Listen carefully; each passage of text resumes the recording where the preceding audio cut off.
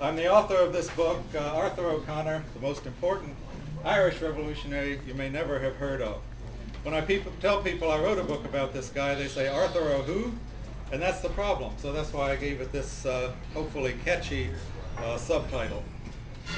In this book, I make the claim that Arthur O'Connor was the most important leader of the United Irish Society, the United Irishmen, in the era of the Great Rebellion of 1798, which was one of the most significant episodes in the history of Ireland. But the histories of the rebellion have been written either not mentioning Arthur O'Connor at all, or mentioning only in passing, which is sort of like writing a history of the Russian Revolution without mentioning Lenin. So why isn't Arthur O'Connor better remembered?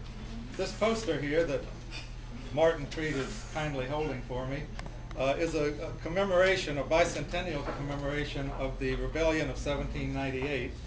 And it does have Arthur O'Connor there, but he's just here, one of many. The best known people of the era are Wolfe Tone, Theobald Wolfe Tone, and Lord Edward Fitzgerald, who everybody in Ireland and many people in the United States have heard of, but almost nobody's heard of Arthur O'Connor.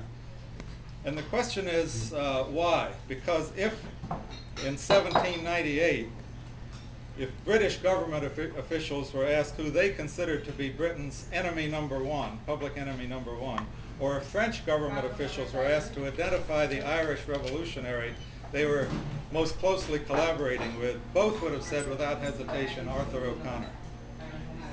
I want to assure you that in trying to restore Arthur O'Connor to historical memory, it's definitely not my intention to downgrade or undermine the historical reputations of Wolfe Tone or Lord Edward Fitzgerald, not at all. They fully deserve the great honor their memory has been accorded over the generations. But I still think the question of why they have been so well remembered and Arthur O'Connor hasn't been remembered is worth an answer.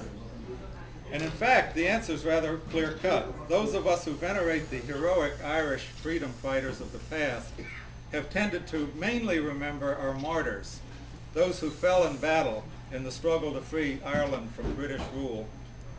Both Wolfe Tone and Lord Edward Fitzgerald lost their lives in 1798. They were very young at the time.